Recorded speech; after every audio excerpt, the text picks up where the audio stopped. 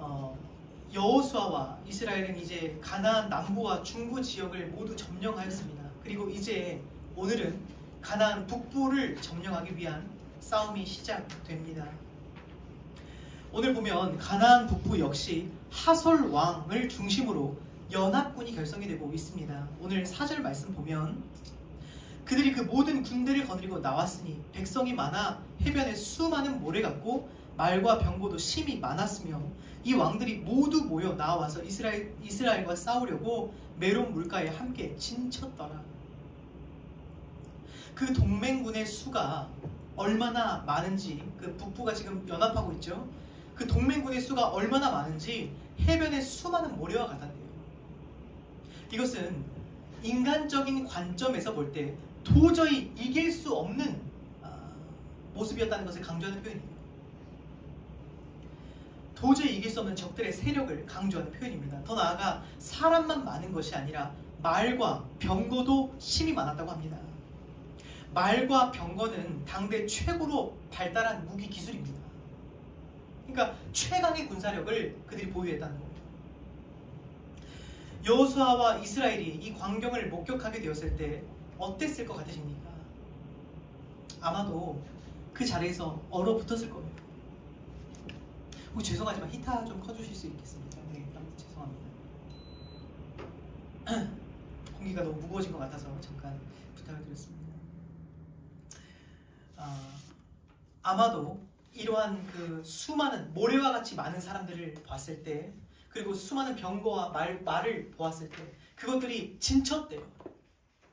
이스라엘과 여호수아 주변을 에워쌌다는 거예요. 아마 이 상황을 목격한 여호수아는 아마 그 자리에서 얼어붙었을 것입니다. 압도당하기에 충분한 상황이지 않았나 생각이 됩니다. 이것이 여호수아와 이스라엘이 마주하게 된 현실의 문제였던 것입니다. 달리 말하자면 여호수아와 이스라엘이 이겨내야 할 문제가 지금 수많은 모래와 같고, 그 문제가 진을 치고 여호수아와 이스라엘을 둘러싸고 있다는 뜻이에요.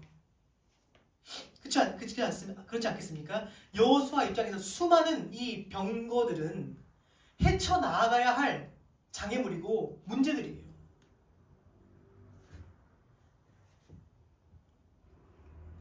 그런데 그 수가 모래와 같이 많고 군사력과 기술력이 거기까지 뛰어났다면 아마 답이 나오지 않았을 것입니다.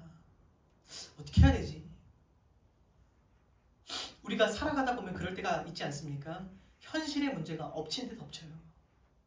언제나 그런 것 같습니다. 문제는 엎친 데 덮치더라고요. 어떤 일이 하나 터지면 그것으로 끝나는 경우가 거의 없어요. 이것으로 인해서 건강이 무너지고, 건강이 무너져서 재정이 무너지고, 구멍이 나고. 그러니까 문제는 언제나 하나로 끝나지가 않는 것 같아요. 그러한 상황에서 또 사실 평소 같으면 문제도 아니었을 문제들도 다 문제로 다가오게 되는 거예요. 그럼 어떻게 되죠? 사람이 느낄 때 문제 속에 갇혀버려요. 진을 쳐버려요, 문제가.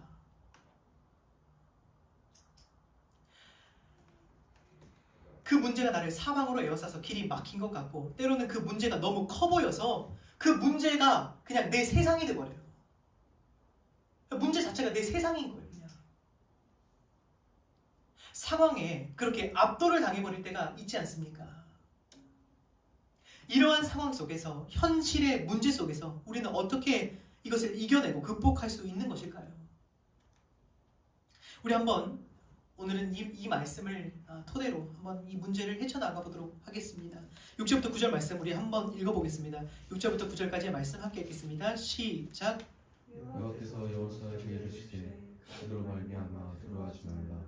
내일 이맘때에 내가 그들을 이스라엘 앞에 넘겨주어 불사시키리니 너는 그들의 말 깃발에 힘줄을 끊고 그들의 병거를 불살라 하시니라. 이 여호수아가 모든 군사와 함께 메론 강가에서 갑자기 습격할 때에 여호와께서 그들을 이스라엘의 손에 넘겨주셨기 때문에 그들을 격파하고 크시돈과 미스보까지 추격하고 동쪽으로는 미스바 골짜기까지 추격하여 한 사람도 넘기지 아니하고 저를 죽이고, 여호와께서 자기에게 명령하신 대로 행하여 그들의 말 깃발에 힘줄을 끊고 그들의 병거를 불러 쏠랐더라. 아멘. 자, 첫 번째 우리가 나눠볼 것은 무엇이냐? 문제는 두려움이다라는 것입니다. 문제는 두려움이다. 오늘 주님께서는 여호수아에게 이렇게 말씀하십니다. 그들로 말미암아 두려워하지 말라. 그 문제로 말미암아 두려워하지 말라라고 말씀하세요. 왜 그렇습니까? 두려움은 우리를 압도해서 이성을 잃게 만들고 올바른 판단과 사고를 못하게 합니다. 뿐만 아니라 우리를 얼어붙게 만들고 무기력하게 만들고 아무것도 못하게 만들어요. 그게 두려움이기 때문입니다. 그래서 주님께서 이렇게 말씀하시는 거예요. 그들로 말미암아 두려워하지 말라. 그리고 뜻밖의 주님은 너무나 쉽게 이렇게 해결책을 내주세요. 내일 이맘때에 내가 그들을 이스라엘 앞에 넘겨주어 몰살시키리니 너는 그들의 말 뒷발을 힘줄을 끊고 그들의 병거를 불사르라 하시니라. 8절에서도 말합니다. 여호와께서 그들을 이스라엘의 손에 넘겨주셨기 때문에 그들을 격파하고. 그러니까 사실 문제는 내가 생각했던 것보다 훨씬 간단했던 거예요. 내가 볼 때는, 내가 현실을 볼 때는 너무나 이 문제가 커 보였습니다. 문제만 바라볼 때는 이 문제가 너무너무나 거대해 보였어요. 온 세상이 문제 같았어요. 그러나 하나님을 바라보면 간단한 것입니다. 하나님은 그것을 너무나 쉽게 말씀하고 계세요. 내가 그들을 네 손에 넘겨줄게. 그것이 무슨 문제든 그 수가 얼마나 많든 얼마나 크든 그것은 그렇게 중요하지 않다. 내가 네 손에 넘겨줄게. 그렇게 대답하세요. 넘겨줄게. 사람은 보통 어떤 그 숫자에 압도당하고 어떤 크기에 압도당해요. 오늘 내 현실을 봤을 때 도저히 이 큰 문제, 아주 큰 이 문제를 해결할 방법이 없는 거예요. 큰일 났다, 큰일 났다. 해결되기에는 너무나 복잡합니다. 이 문제가 해결되려면 풀어야 할 숙제가 한두 개가 아닌 거예요. 이거 해결하려면 이것도 해야 되고 저것도 해야 되고. 현실적으로는 불가능하게 보여지는 거예요. 현실적으로 사실 불가능해 이거는. 된다고 해도 아주 오래 걸릴 것 같아. 오래 걸릴 것 같아. 그러니까 어떻게 되죠? 사람이 낙심하게 돼요. 차라리 포기하는 게 빠른가?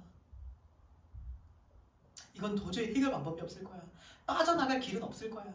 포기하는 것이 가장 빠른 방법일 거야 라고 생각하게 됩니다. 이처럼 사람이 어떤 문제에 사로잡히면 주로 어떤 확률을 보고 마음이 무너지고 경쟁률을 보고 위축되고 금액을 보고 좌절해요. 사람은 그 수에 좌절한다, 압도당하고 좌절한다는 거예요. 가능성이 없어 보여요. 근데 오늘 주님께서 이렇게 말씀하십니다. 그들로 말미암아 두려워하지 말라. 어떤 문제의 크기나 수나 그런 것 갖고 쫄지 말래요. 제가 오래전에 입시를 봤을 때 하나님을 잘 몰랐을 때 그 숫자에 참 많이 압도당했던 것 같아요. 지금도 기억이 납니다. 항상 매 입시마다 학교의 입시 경쟁률이 뜨입니다. 그러면 제가 가고 싶은 학교들 보통 300대 1, 200대 1. 그러면 어떻게 되죠? 위축이 돼요. 와, 이거 안 되겠는데? 그러다가 어떤 학교는 5대1, 사실 5대1도 만만치가 않은 건데 200대1, 300대1 보다가 5대1 보면 해볼만하고 이거 여기는 해볼만하다. 무슨 뜻이냐면 제가 그 숫자에 따라서 위축되고 반대로 숫자에 따라 안일해졌어요. 근데 입시를 보면서 제가 그 당시에 신앙이 조금씩 생겼거든요. 그러다 보니까 당시에 깨닫게 된 것이 있습니다. 신앙의 눈으로 보니까 모든 것이 어떻게 보이냐? 2분의 1이더라고요. 주님 뜻이면 가고 주님 뜻이 아니면 못 가는 거예요. 그 다음부터는 제 삶에 숫자가 그렇게 의미가 없어요. 주님이 하시면 하겠지. 두려움이라는 게 사라지더라고요. 그때부터 숫자에 대한 두려움. 그래서 저는 그 이후로 무슨 일을 하든지 2분의 1의 확률이라고 생각하며 살아가고 있습니다. 그래서 문제가 크다고 해서 저는 압도당하지도 않고 문제가 작다고 해서 안일하게 생각하지도 않아요. 그렇죠? 이게 성도의 특권인 것 같아요. 문제에 압도당하지 않으면서 또 매사에 최선을 다할 수 있는 힘이 여기 있다고 생각이 돼요. 성도는 주님 뜻이면 되고 아니면 안 되는 거예요. 아무리 어려운 일도 주님이 내 손에 넘겨주시면 되는 거고, 아무리 내가 볼 때 또 만만하고 쉬운 일이라도 주님이 허락치 않으시면 절대로 안 돼요. 이거 돼야 되는데 안 돼요.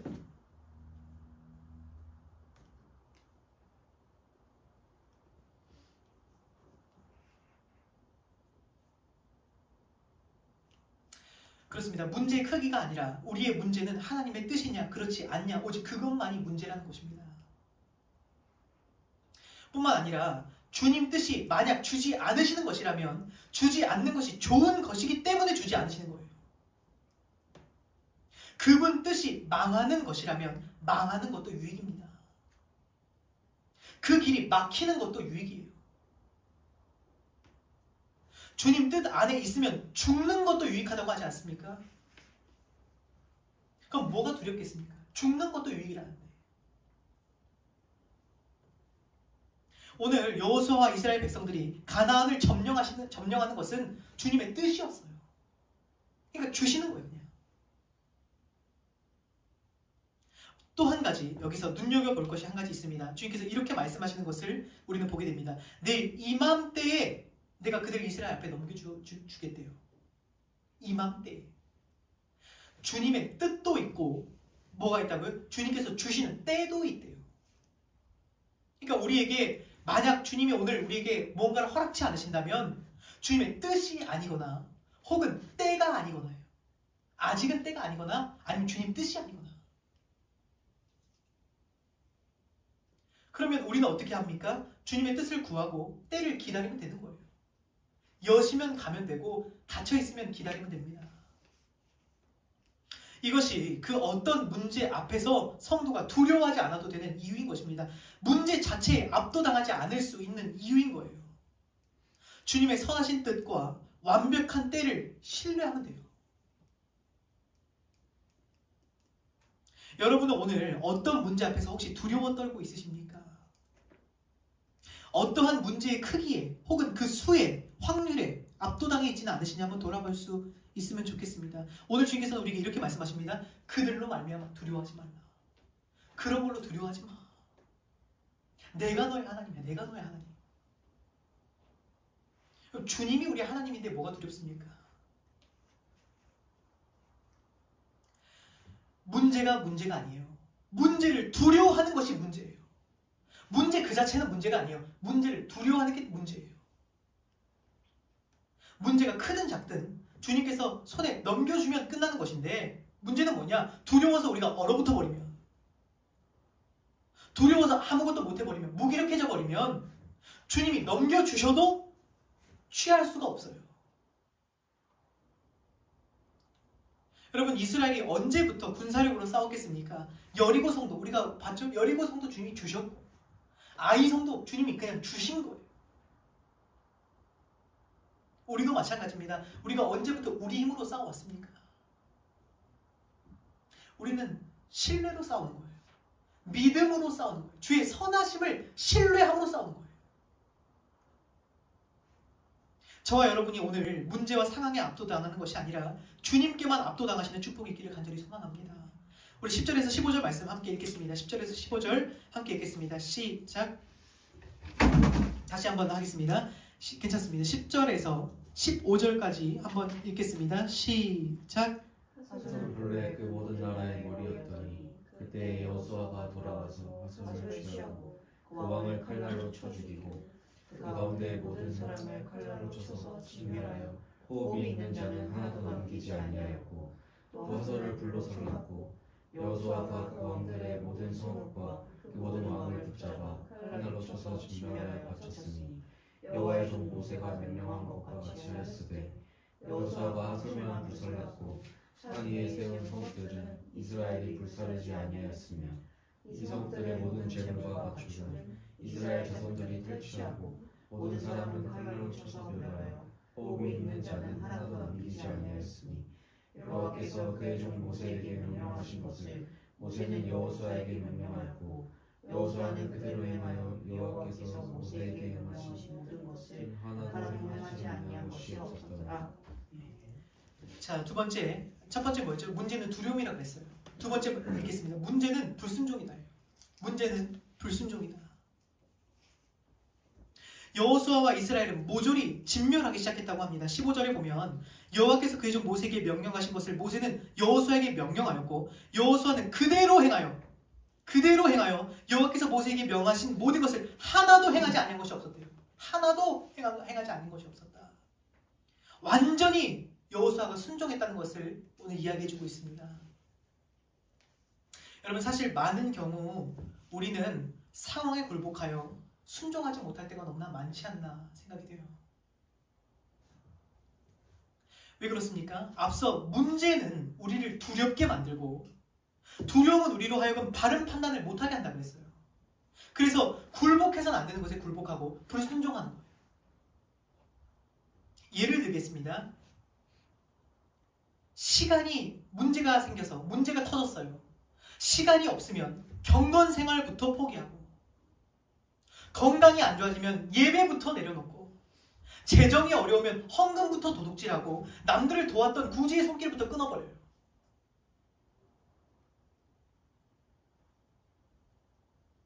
그렇죠? 문제가 터지니까 불순종부터 시작하는 거예요. 뻔히 주님 뜻인 거 알아요. 그게 주님 뜻이라는 거. 근데 문제에 굴복하고 불순종이 시작되는 거예요. 청소년들이 고3이 되고 취준생들이 시험 기간이 시작이 되면 그 상황에 굴복하여 제일 먼저 예배부터 주님께 드렸던 시간부터 정리하지 않습니까? 그렇게 아이들은 학원 보내놓고 참 희한하게도 부모님들이 특별 새벽 기도에 나와서 기도를 하세요. 왜죠? 부모님들도 지금 문제 앞에서 바른 판단을 못 하시는 거예요. 아이를 지금 어디에 보내야 되는지를 모르세요. 문제가 터지니까, 상황이 압도되니까. 우와, 우리 이거 잘해야 되는데, 이거 안 하면 인생 큰일 나는데, 어떤 문제에 압도되니까 판단을 못 하는 거예요. 애들은 학원 보내놓고. 이처럼 상황에 압도되는 순간 무엇이 주님 뜻인 줄 알면서도 순종하기가 어려워져요.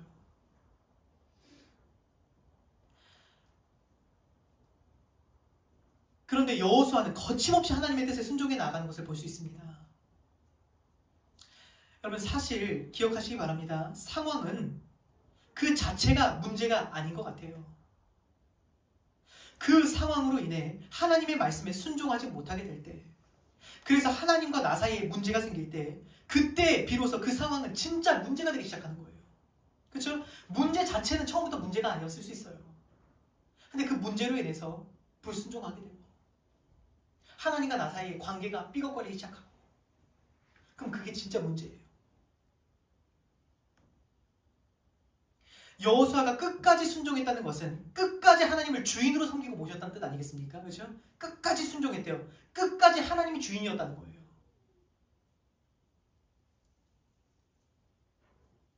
그런데 우리는 문제의 상황이 닥치면 하나님의 말씀이 나를 주장하는 것이 아니라 그 문제가 나를 주장하게 만든다는 거예요. 상황에 끌려다니는 종이 되어버려요. 그 문제에 완전히 압도당해서 그 문제가 나를 이끄는 곳으로 가고요. 그 문제를 해결하기 위해서 살아가요. 주님 뜻을 따라 살아가는 게 아니라 그 문제를 해결하기 위해서 살아가요. 여러분, 우리 딴에는 그 상황을 해결하기 위해서, 더는 상황을 악화시키지 않기 위해서 내린 결정이에요. 선택이에요. 그러나 우리가 오늘 절대로 잊지 말아야 할 것이 있습니다. 성도에게 최악의 상황이 무엇입니까? 그 상황으로 인해 하나님을 잃어버리는 그 상황이에요. 이해하세요? 성도에게 최악의 상황은 그 상황 때문에 하나님을 잃어버리는 그 상황이에요.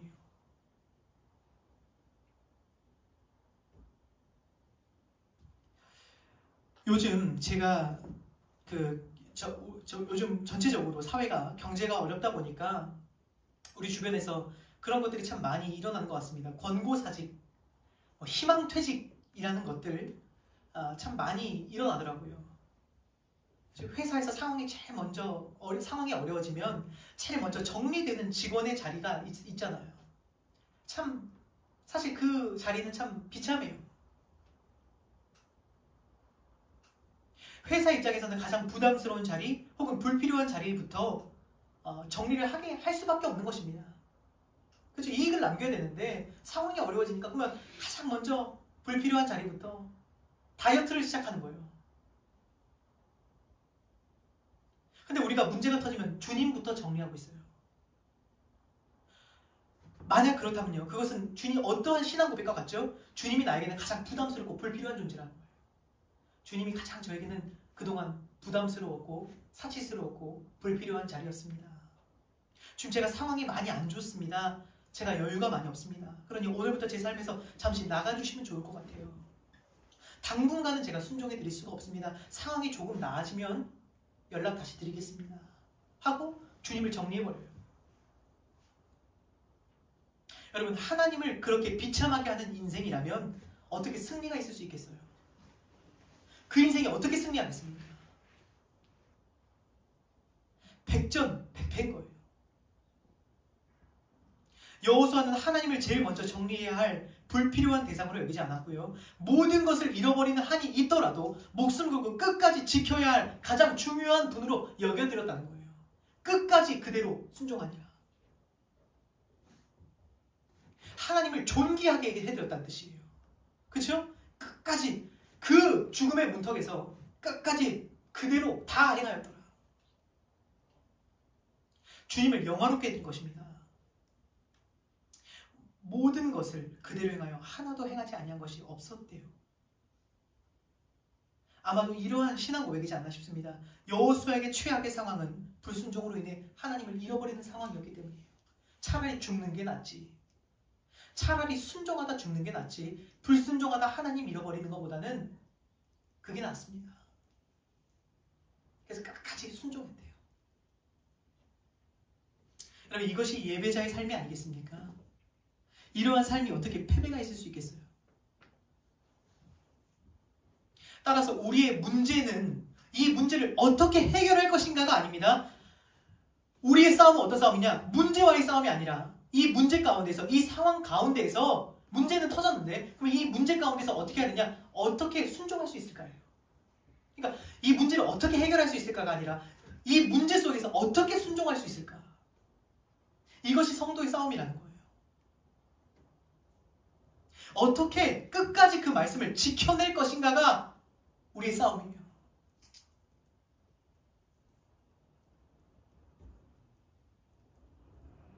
여러분, 오늘 문제는 그렇게 중요하지 않습니다. 여러분은 그 어떤 문제 앞에서 지금 하나님의 말씀에 여전히 순종하고 계시냐는 질문을 드리고 싶은 것입니다. 문제는 문제. 근데 그 문제 속에서 그래서 지금 하나님께 순종하고 있습니까?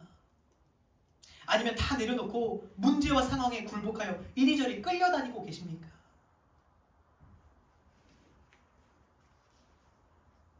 여러분, 종은 주인의 말씀만이 문제입니다.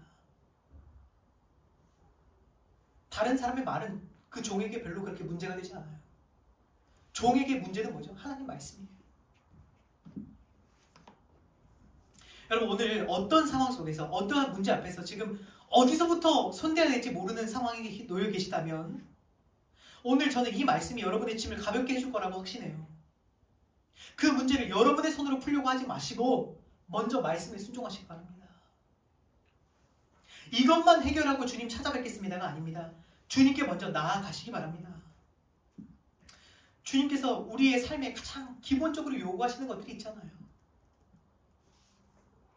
그럼 작은 것에서부터 순종하시기 바랍니다.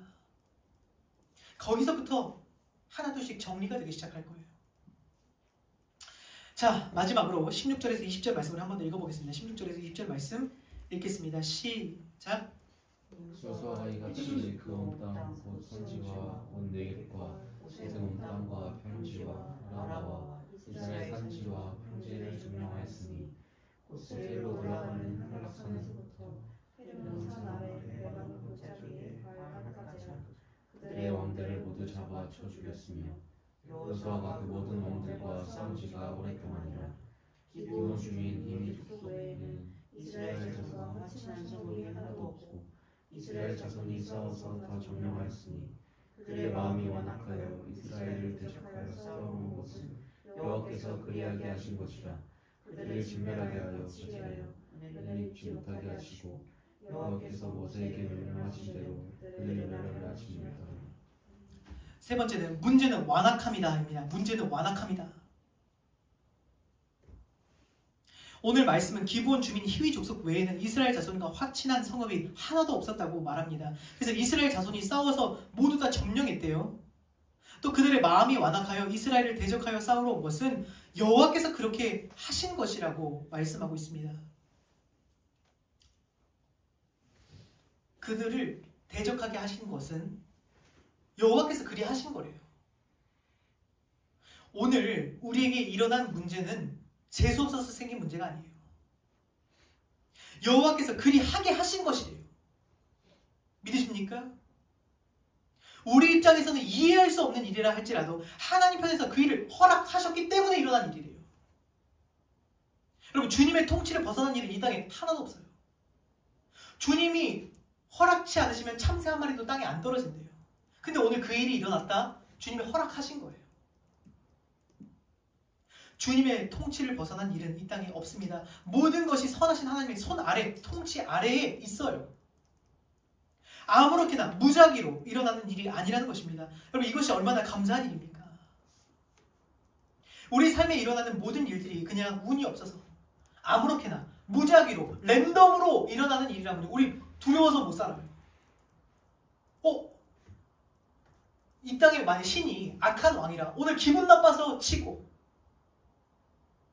그냥 랜덤으로 저주를 뿌리고, 그럼 우리 어떻게 살까요? 두려워서 살 수가 없는 거예요. 불안해서. 근데 성경은 이렇게 말합니다. 여호와께서 온갖 것을 그 쓰임에 적당하게 지으셨나니 악인도 악한 날에 적당하게 하셨대요. 우연히 무작위로 일어난 일이 아니라 세상 만사 모든 일이 그 선하신 하나님의 손 안에서 필요에 따라 적당하게 일어나는 일이랍니다. 허용하신 범위 내에서 일어나는 일이라고 합니다. 그렇다면 우리는 다 이해할 수는 없어요. 하지만 신뢰할 수 있잖아요. 우리가 그 일을 어떻게 다 이해합니까? 근데 그것이 다 하나님의 손 아래 통치에서 일어난다면 우리는 신뢰해드릴 수가 있는 거예요. 아, 주님의 뜻이구나. 오늘 이 말씀 전체에는 하나님의 주권이 지금 흐르고 있다는 걸 보이십니까? 하나님께서 대적을 여호수아의 손에 넘겨주시고 대적이 대적되게 하신 것도 주님이시고, 이것은 더할 나위 없이 우리에게 큰 위로가 되는 것입니다. 저는 제 나름대로 최근에 아시는 분도 아시겠지만 만만치 않은 시간들을 보냈습니다. 교회 문제, 물질 문제, 건강 문제, 문제가 마치 사망으로 저를 에워싼 느낌이 제겐 들었습니다. 눈앞이 캄캄한 순간들이었습니다. 그런데 주님 앞에서 오늘 이 말씀이 얼마나 저에게 위로가 되었는지 모르겠습니다. 모든 것이 주님의 선하신 통치 아래 있다. 그래서 저는 생각이 바뀌더라고요. 처음에는 어떻게 제가 생각했냐면, 처음에 제가 주님 앞에 이렇게 생각했어요. 올 한 해 돌아보니까 참 다사다난했는데, 처음에 제 생각, 비록 안 좋은 일도 있었지만 그래도 은혜가 더 크다라고 결론을 내렸어요. 물론 원하지 않는 일도, 안 좋은 일도 있었지만 그래도 은혜가 더 크다라고 제 나름대로 좋은 방향이라고 생각해서 결정을 내렸습니다. 그런데 오늘 이 말씀을 읽고 생각하면 생각할수록 이렇게 생각이 바뀌게 되었습니다. 아니구나. 은혜밖에 없었다는 결론이 나와요. 모든 것이 은혜였구나. 좋은 일도 안 좋은 일도 주님 허락하신 일이라면 모든 것이 다 은혜라는 것을 저는 깨닫게 됩니다. 그분의 선하신 손 안에서 일어난 일이라면 모든 것이 은혜라는 결론이 나오는 것입니다. 잠깐의 고통과 아픔을 주셨을지라도 그것이 우리 주님의 본심이 아니면 제가 잘 알아요. 오늘 그렇게 내 삶이 선하신 주님의 통치 아래 있다는 거예요. 제가 너무나 감사했던 것은 이것입니다. 문제 속에서 제 마음이 아직 완악해지지 않았어요. 문제 속에서 하나님을 원망하고 은혜를 발견치 못하는 데까지 가지 않고 하나님의 선하심을 신뢰하며 은혜를 발견할 수 있었다는 것에 저는 감사할 따름이에요. 왜냐하면 이것이 하나님이 저를 버리지 않았다는 증거 같았거든요. 다시 한번 오늘 말씀을 보면 기브온 주민 빼고는 이스라엘의 화친을 청한 자들이 하나도 없고 마음이 완악하여 모두가 이스라엘을 대적하여 싸웠대요. 이것은 여호와께서 그리 하신 것이고 은혜를 입지 못하게 하신 것이에요. 무슨 뜻일까요? 주님이 그들의 마음을 완악하게 하시고 은혜를 입지 못하게 하셨다. 무슨 뜻입니까? 이것은 하나님께서 그들의 마음을 완악하게 하셨다는 뜻이 아니라 그들의 완악한 마음을 내버려 두셨다는 거예요. 완악한 대로 내버려 두셨다. 그게 가장 무서운 심판 아닙니까? 주님이 일부러 완악하게 하시는 분은 아니세요. 하지만 완악한 자에게 내리는 가장 무서운 벌이 뭐죠? 완악한 자를 완악한 대로 두시는 거예요. 그러면 점점 더 완악해져요. 바로가 그랬지 않습니까? 그래서 그들은 점점 더 완악해졌고 이스라엘과 하나님을 대적했고 결국 은혜를 입지 못하게 됐대요. 그러나 반대로 오늘 보면 기브온 족속만큼은 이 생사를 가르는 문제 앞에서 주님께 은혜를 입고 그 문제를 해결했어요. 그 지난주에 우리가 살펴봤죠. 왜 그렇습니까? 그들이 문제 속에서 완악해지지 않았기 때문이에요. 주님께 항복할 수 있는, 엎드릴 수 있는 부드러운 마음이 있었기 때문이에요. 여러분, 오늘 우리가 살아가면서 우리 삶 속에 일어나는 수많은 문제를 사실 다 이해할 수가 없어요. 그렇죠? 다 이해할 수 있습니까? 이해 안 돼요. 이해하려고 해도. 왜 주님이 이렇게 하시나 이해할 수가 없어요. 사실. 우리는 결코 주님의 크신 뜻을 다 알 수도 헤아릴 수도 없습니다. 그래서 우리에게 필요한 것은 이해가 아니라 뭐가 필요하죠? 은혜가 필요해요. 은혜가 필요한 은혜가. 다 이해할 수 없을지라도 은혜가 있으면 사는 거예요. 근데 문제는 뭐냐? 은혜를 받지 못하게 하는 완악해져 버린 마음이에요.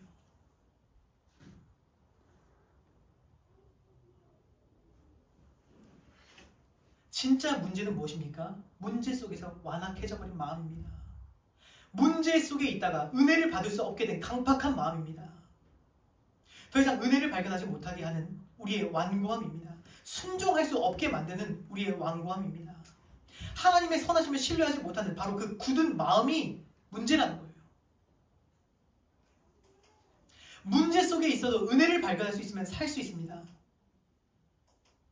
여러분, 주님은 우리를 꽃길만 걷게 하시는 분이 아니세요. 꽃길만 걷는 것은 축복이 아니에요. 주님은 분명 우리에게 문제를 허락하십니다. 오늘 분명히 말했죠? 주님께서 그렇게 하신 거래요. 대적이 진을 치게 하신 거래요. 꽃길만 주시지 않습니다. 다만 감당할 수 있도록 은혜도 주세요. 그래서 감당할 시험 외에는 주지 않으신다고 하지 않습니까? 하나님께서는 모두에게 지금 우리 이 자리에 있는 모두에게 풍성한 은혜를 주시고 계세요. 저에게뿐만 아니라 여러분에게도 모두에게 사랑한다고 외치고 계세요. 누구에게는 은혜를 주시고 누구에게는 은혜를 안 주시는 것이 아닙니다. 모두에게 넘치는 은혜를 주시고 사랑을 외치고 계신데 문제는 뭐냐? 내 완고함이 그걸 발견하지 못하게 하는 거예요. 그걸 듣지 못하게 하는 거예요.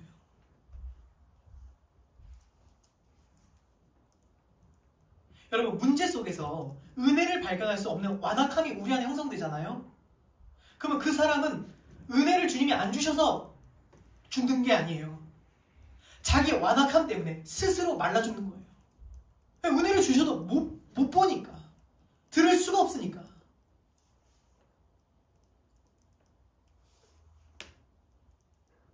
여러분, 오늘 문제 때문에 당연하게 모두가 마음이 강팍해진다고 생각하지 마시기 바랍니다. 문제가 있다고 모두가 마음이 강팍해지는 건 아니에요. 절대 그렇지 않습니다. 이걸 인정하셔야 돼요. 모두가 그런 건 아닌데 내가 문제 속에서 그냥 완고해진 거예요. 지금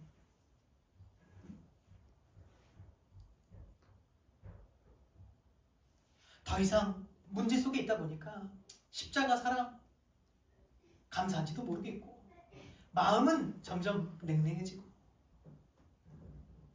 눈물은 메말라가고 마치 이 추운 겨울과 같이 이 마음이 딱딱해져 버리는 거예요. 내가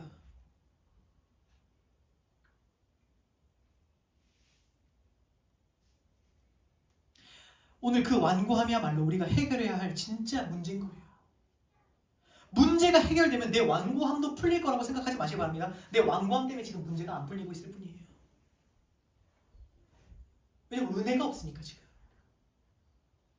문제만 바라보다가 내 마음이 딱딱해져 버렸으니까. 히브리서 기자는 이렇게 말합니다. 오직 오늘이라 일컫는 동안에 매일 피차 권면하여 너희 중에 누구든지 죄의 유혹으로 완고하게 되지 않도록 하라. 오늘 너희가 그의 음성을 듣거든 격노하게 하시던 것 같이 너희 마음을 완고하게 하지 말라라고 우리에게 권면하고 있습니다. 완고하게 하지 말라. 여러분 마지막으로 이 말씀을 드리고 마치겠습니다. 여러분 올 한 해를 지나면서 혹시 그 마음이 더 완악해지지 않으셨습니까?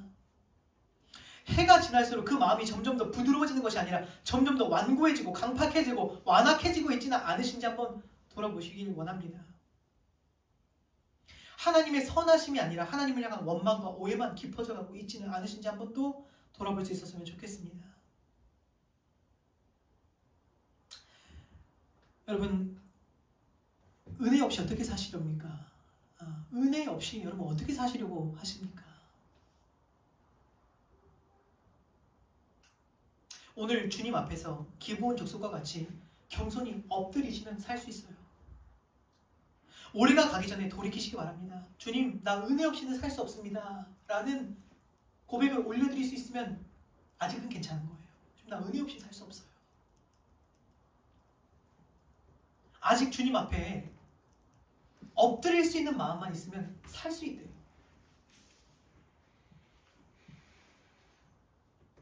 오늘 이 음성, 주님의 음성 앞에서 여러분의 마음을 완고하게 하지 않으시는 축복이 있기를 바랍니다. 부드러운 마음을 구하시는 축복이 있기를 바랍니다. 오늘 진짜 우리의 문제가 무엇인지 바로 알기를 원합니다. 문제는 문제가 아닙니다. 진짜 문제가 따로 있는 거예요. 그래서 더 늦기 전에 그 진짜 문제를 해결하시는 저와 여러분이 되기를 주님의 이름으로 간절히 축원합니다. 우리 함께 찬양 드리고 기도하겠습니다.